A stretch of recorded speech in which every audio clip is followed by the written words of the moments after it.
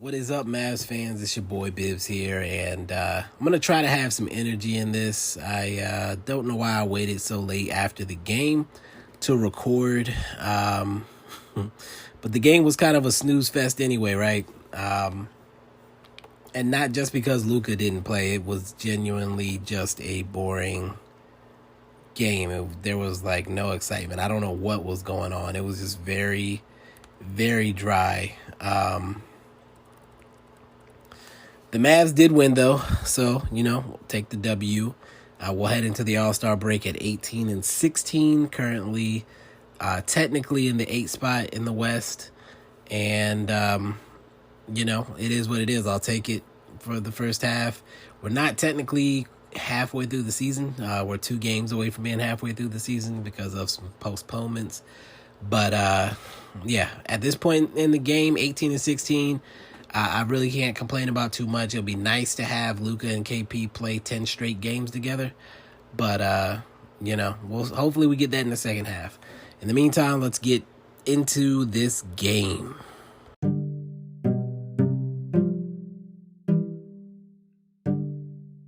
Look, I know y'all are tired of the same old ads, and they were probably kind of long. So let me condense that for you a bit. I'm partnering with 4 companies right now, and I'm going to tell you about 2 of them here. Mondo for movie merchandise and Alamo Drafthouse for movie tickets. If you go to my website, bibscorner.com, hit the support the show tab and scroll down. Just browse the Mondo site. You might see movie posters you like or other type of merchandise. Everything's handcrafted in limited edition as well. As far as the Alamo Drafthouse, you can get tickets or gift cards through the site. And if you do, it helps me out. So, again, hit that link or let me know if you want me to send you the link. I'll be glad to do so. Mondo movie merchandise, Alamo Drafthouse. Best in-theater experience, in my opinion. And without further ado, let's get back into this recap.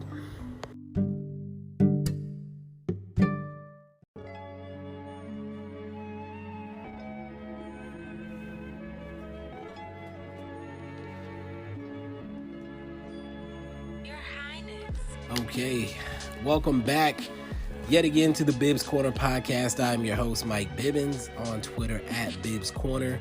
And we're going to jump straight into what I liked and what I didn't like tonight. What I liked, the defense, I guess. And I say I guess because I'm not sure how much of it was us actually stopping them and how much of it was them just not being good at basketball. Nobody really got going for OKC, so I guess I do have to give us some credit for that. Josh Richardson individually was very active defensively, ended up with 4 steals tonight. Again, I guess I can't complain too much about that. And then I also like that KP came out and rebounded at the very least, pulled down 13 of those things. Again, the things I can't complain about, I was happy to see that those things occurred. As far as what I did not like, the first thing I have to mention is that it didn't feel like KP stepped up. The stat line he had tonight is the stat line he could have had any night with Luka on the court. I felt like he was passing up some good looks, and I don't think he was that aggressive, quite honestly. It was very weird because I feel like he's more demanding of the ball, or he has been, I should say, more demanding of the ball in these last few games where he was playing with Luka than he was tonight as the very clear, most talented player on the team. He didn't make it clear that he was that person. Obviously it worked out for us. We got the win, but a better opponent, I would like to see KP have that in him to step up and take over. Especially with the way he's been acting, I thought he would have really embraced this opportunity. The second thing I didn't like, Jalen Brunson stepping in for Luka as the starting point guard. I was hoping to see some more facilitating from him in that starting unit.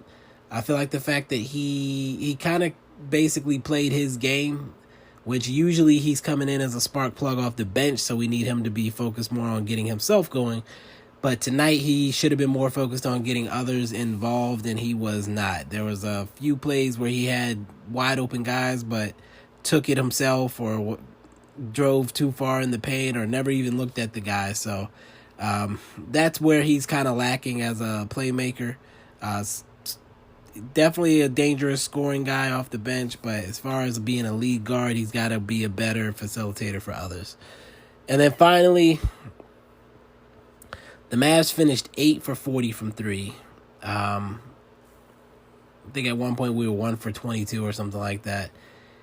Just no rhythm at all to our offense. Ended up with a lot of chucking threes. I can't remember who it was. I think it was THJ said after the game that it felt like a 90s game. They didn't shoot 43s in the 90s. I guarantee you that. It was just a bad game all around. Fortunately, we hit more shots than they did. Ended up with 9 more points at the end of the game. So, again, I'll take any W I can get, but there was not a lot to be encouraged by in this game from this team. Now, let's go to the stats, and there's some stuff that pops out for me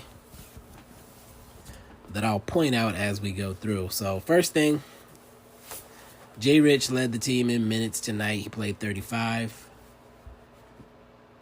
buckets. Okay. Sorry, I just threw something across the room and made it. All right. Jay Rich, 16 points, 6 boards, an assist, and 4 steals, as I mentioned earlier. He was 5 for 14 from the field, 1 of 8 from 3, so one of those that struggled, but 5 of 5 from the line. Again, I appreciate when Jay Rich goes inside. Wish he didn't settle for that many threes, but that was kind of a theme of the night, right? Guys settling for those 3-point attempts rather than getting inside and doing their work that way. When he did get inside, he was effective. And again, 5 free throws. I believe it was the most attempts on the team. Second most. We'll get to that later. DFS, 34 minutes, 4 points, 8 boards, an assist, and a steal. He was 2 for 7 from the field and 0 for 4 from 3. Again, another one of those guys who struggled. He had 2 offensive rebounds as well. Porzingis also played about 34 minutes, so slightly less than DFS.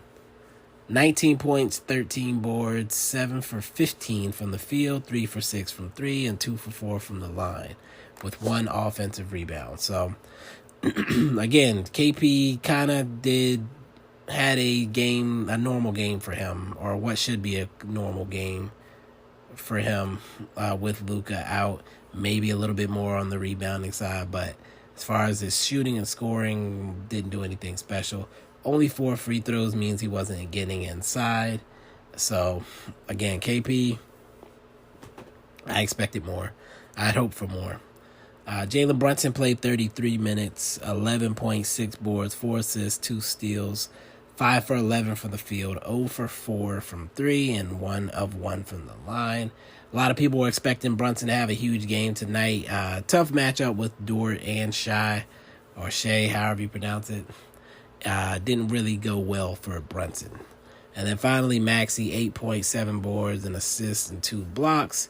He was 3 for 8 from the field, 1 of 5 from 3, and hit his only free throw. He also had 1 of our offensive rebounds. And both of his blocks were against Isaiah Roby, so I enjoyed putting him on the wall twice. Moving to the bench, and I am falling asleep, I promise, so if I start to sound incoherent, that is why. Moving to the bench, though, THJ played 31 minutes off the bench, 19.6 boards, 2 assists, 6 for 15 from the field, and 2 for 7 from 3, 5 for 6 from the line. He actually led the team in free throw attempts. He also had 2 offensive rebounds, 4 turnovers. I only mentioned the turnovers because he led the team in that category tonight. Moving forward, Trey Burke ended up playing 21 minutes off the bench, 9 points, 2 boards, 6 assists, and a steal, 4 for 9 from the field, 1 of 4 from 3. James Johnson played 13 minutes, 1 point, 4 boards, 3 assists, and a block. He was 0 for 4 from the field, 0 for 2 from 3, and 1 for 2 from the line. Dwight Powell only played 4 minutes, got an offensive rebound, and Wesley Windu played 2 minutes and did absolutely nothing.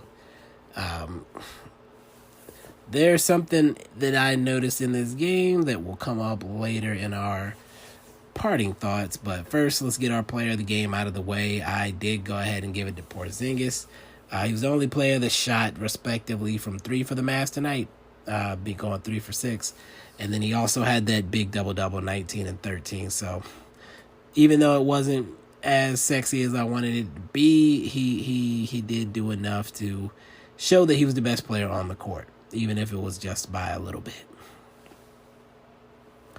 Tweet of the night going to Doink Nabisco, kind of a new account. Not sure if you guys are aware of it yet. Doink Nabisco tweeted, Luka watching his teammates and he inserted the picture of KD kind of looking skeptical on the bench, or not on the bench, like with the hoodie on off to the side of the bench, basically looking like, really, guys? Like, are you serious? And I had a better word for that, but again, I'm falling asleep. Like, literally, my eyes are closing as I record this. So, yeah, that was the tweet of the night, because Luka's teammates did look pretty trash tonight. So, come back soon, Luka. Let's take a quick break. We'll hit the NBA news, and then I got my parting thoughts of the night.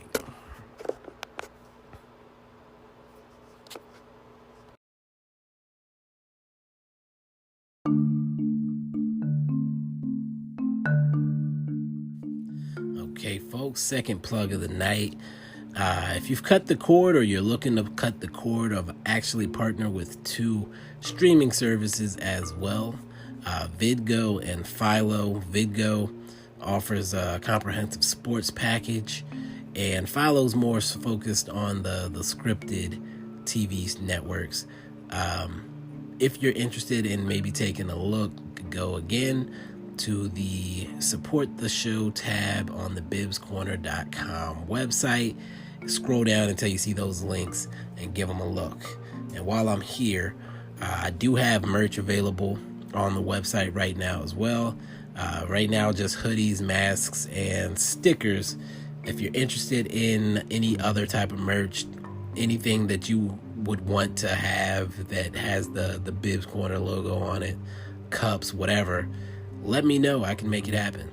And without further ado, let's get back into this NBA news.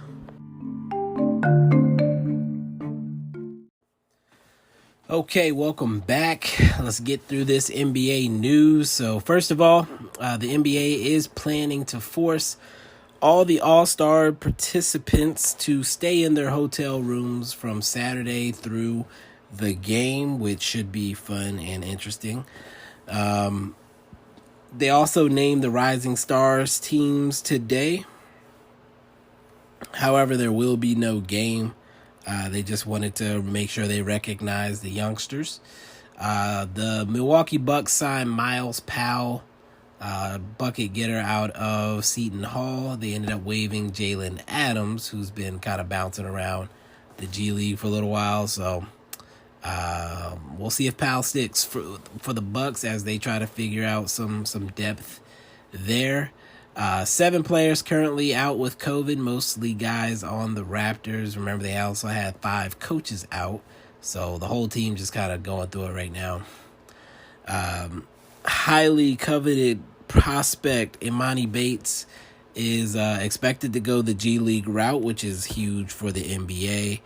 We'll see if that sticks. Speaking of the G League, our boys had big games recently. Josh Green, 22 points, 8 assists, 6 boards, and 4 steals. Same game, Tyler Bay had 17 and 17. So they're almost done in the bubble down there. I believe they'll be coming back at the end of the All-Star break here coming up. So again, should be exciting to see if they can crack the rotation. More on that in a moment. Luka's in the skills challenge, by the way. And the NBA did eliminate the 50-game limit for two-way guys. So those guys that have been racking up usage so far will be able to participate late in the season and in the playoffs. And this is something that they've done due to COVID lifting Some teams have had to rely heavily on their two-way guys already, like the Warriors, for example. And so this is a kind of a huge deal for teams like that. With that said, let's get to our parting thought. Dorian Finney-Smith. Now, if you know me, you know I love Dorian Finney-Smith. Great guy. I've been a huge fan of his for 2-3 years now. Him and Maxey, I called them the SWAT team when they were just locking everybody up. But I don't feel like Dorian has been as great as he had been in the past lately. I feel like he's slightly fallen off a bit. The production doesn't really show there. He's not hitting as many shots. He's not rebounding like we maybe thought or hoped at one point. And again, defensively, I'm just not sure he's really locking anybody up anymore. So it kind of surprises me every game when I see him top 2-3 in minutes. So with the way the guys that we sent to the G League have been playing, Josh Green, Tyler Bay, and you can put Terry in there, but I don't think he falls into the camp of a guy that should be taking any DFS minutes, which is the topic of this discussion. I would like to see Dorian Finney-Smith play less minutes and Josh Green and or Tyler Bay to get some of those minutes. I can't justify Dorian Finney-Smith playing 34 minutes, 32 minutes a game. For what? For vibes? His vibe rate is pretty high, but I think you can get Dorian Finney-Smith down to 20 minutes a game, give those other 12 to 14 minutes to Bay or Green and not lose much. Plus, get some of your young guys some experience on the court in games and positions that matter. Second quarter, third quarter, you could have Finney-Smith open and close. That's my opinion. I kind of expressed that and surprisingly got some backlash on the TL. I was actually surprised some people didn't see it, and maybe Rick trusts Dorian Finney-Smith, blah blah blah. That's fine. That's why I said let him close still. But I think we'd be doing ourselves a huge disservice. You'd be doing the team a huge disservice to act like what he's doing is that much more special than what the rookies could bring or can bring. The rookies went and got some real quality playing time in the G League. Remember, they had no camp. They had no summer league. So this was basically that for them. They got to get some real burn, to see themselves play a big role in an NBA system. And they flourished. Both of them flourished. Tyrell Terry flourished in his situation, having to join the Memphis G League team. But again, all of them flourished. These guys started. Even Nate Hinton became a coach's favorite for the Santa Cruz team. He's actually going to get to go to the playoffs with them. And so that'll be interesting. But he just is a guy that does what he does. Like, he's going to show up. He's going to play hard on defense. He's going to rebound. And, he's going to give you everything he has night in and night out. I don't know. It's going to be it's hard for me to imagine them all coming back after this experience and not playing again, or just playing garbage time like they had been. I think that this experience has been good for them. I think that Rick, if he isn't forced to play them, you know what? I'm not even going to take it that far. What I'll say is this. Based on what I've seen, based on what Dorian Finney-Smith is giving me, I don't see any reason why those guys shouldn't play. And if they don't, I will be justifiably upset. And you should be too, if you care about the future of Dallas Mavericks basketball. Because you don't draft guys top 20 and then throw them deep on the bench and never play them. So, with that said, if you disagree, let me know. If you agree, let me know. Otherwise, enjoy the All-Star break. Of course, you'll get an Outsiders Pod this weekend, and then, no basketball again until next Wednesday. So, again, enjoy your break. I'm going to enjoy mine from this podcast. And by enjoy mine from this podcast, I mean I'm probably going to record multiple episodes of my movie podcast and get those out. I hadn't done any of the movie podcasts since December, so I've got one out now. I'm going to try to crank out a few more to kind of catch up to where I should be on those. But, yeah, in the meantime, people, peace.